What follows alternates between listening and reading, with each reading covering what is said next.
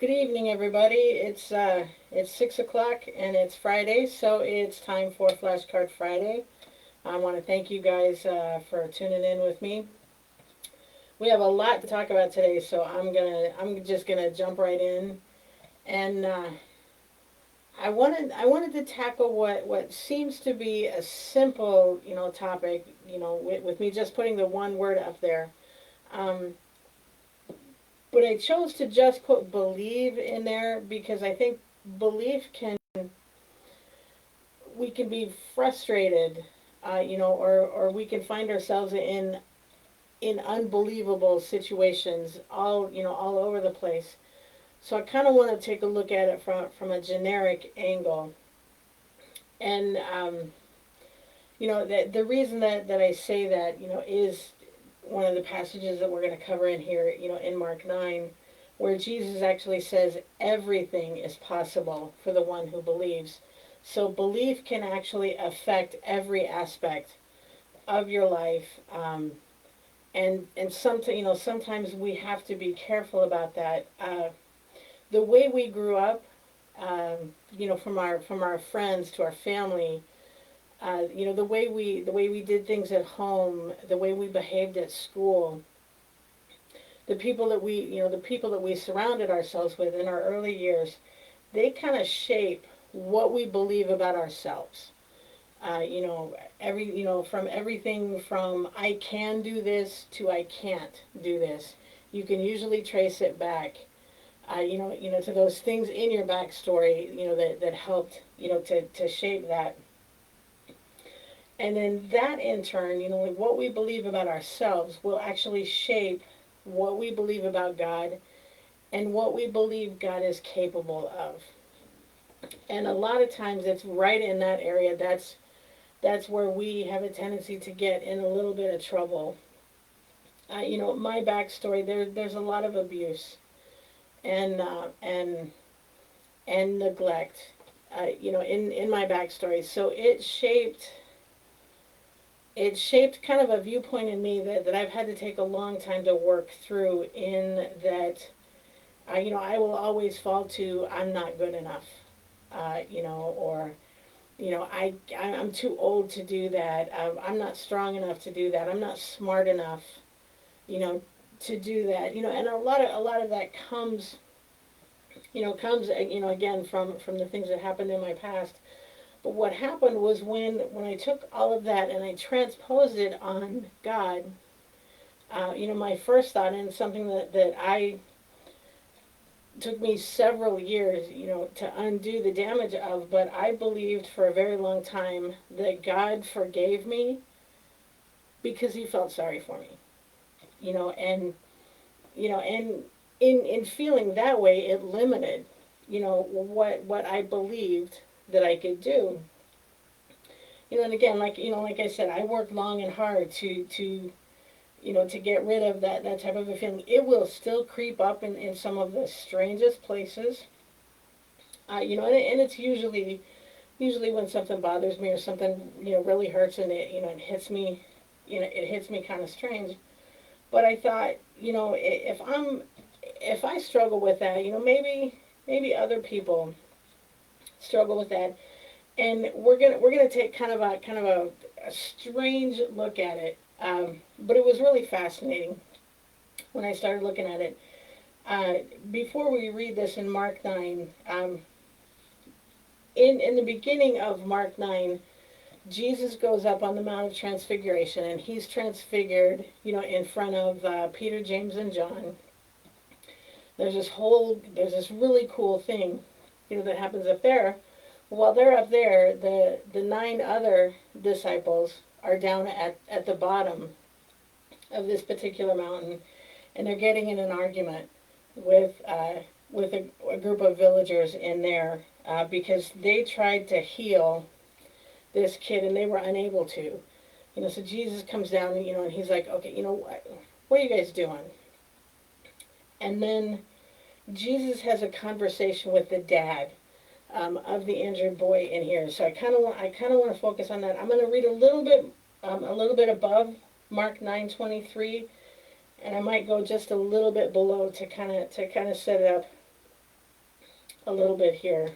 Um, I'm going to start in verse 19. He replied to them, "You unbelieving generation, how long will I be with you? How long must I put up with you? Bring the boy to me."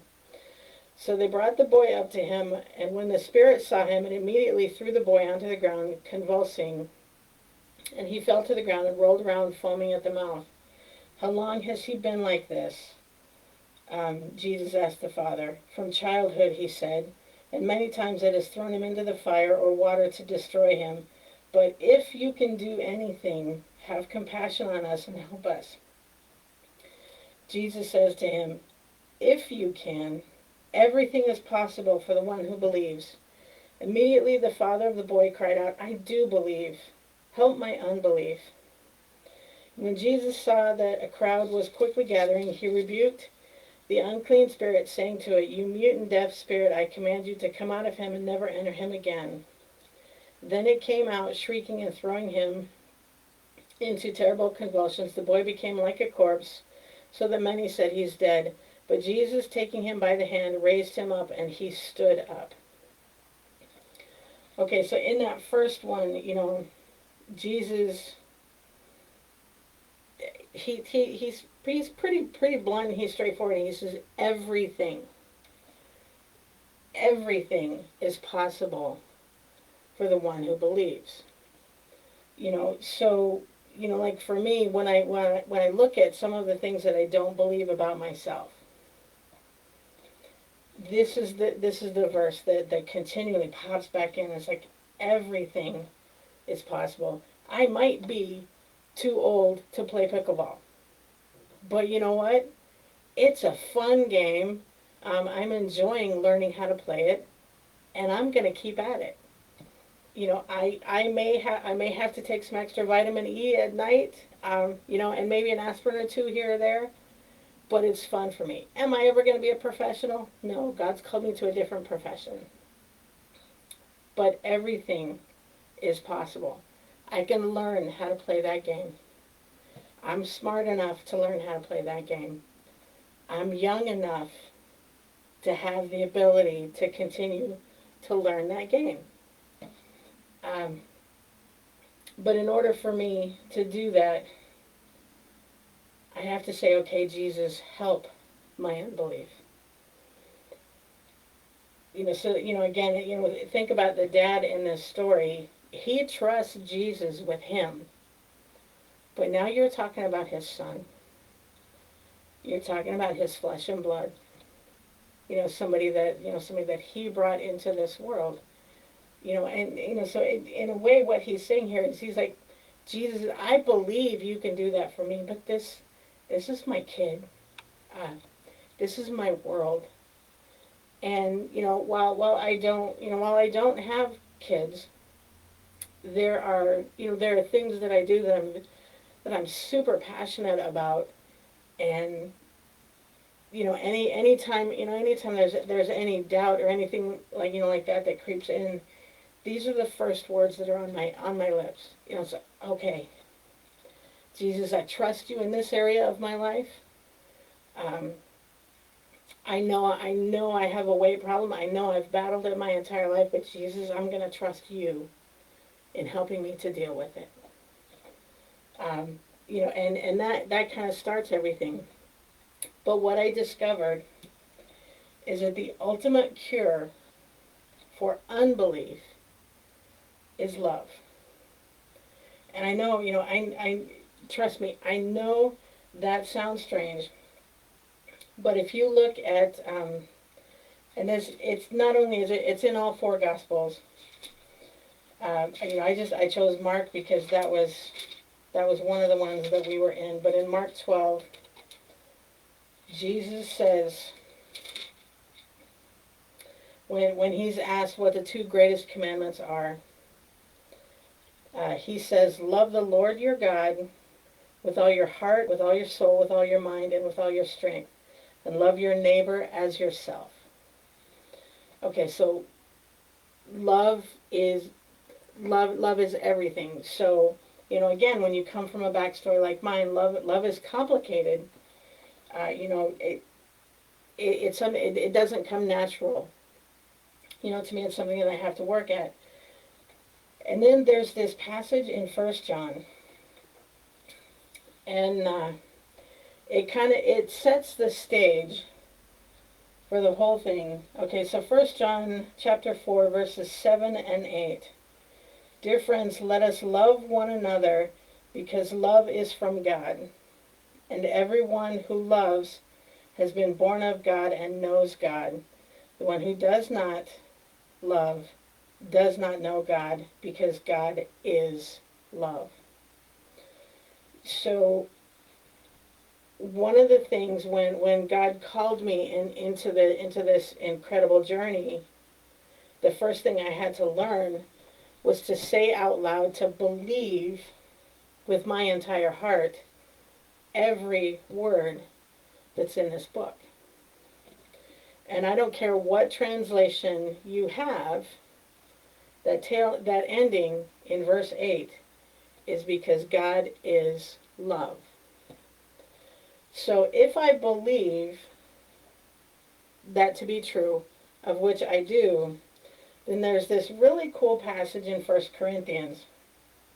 And what I want us to do is I'm going to take the word love, and then like sometimes it'll say it when it's also referring to love. I'm going to take that word out, and I'm going to place the word God in. And again, I'm not taking this out of context. I'm taking this First John passage that says God is love. So I'm just going to take the word love out, and I'm going to put God in. Okay. So now let's take a look at this passage, starting in verse 4. God is patient with me. God is kind to me. God does not envy me. God is not boastful against me. God is not arrogant. He doesn't look down his nose at me. God does not get irritated with me. God is not self-seeking when it comes to me. God does not keep a record of my wrongs. God finds no joy. He finds no joy in my unrighteousness, but God rejoices when I understand the truth. God bears all things, everything that I do, good or bad. God bears it all. God believes in everything that I do. God believes everything that I do and hopes in all things that I do.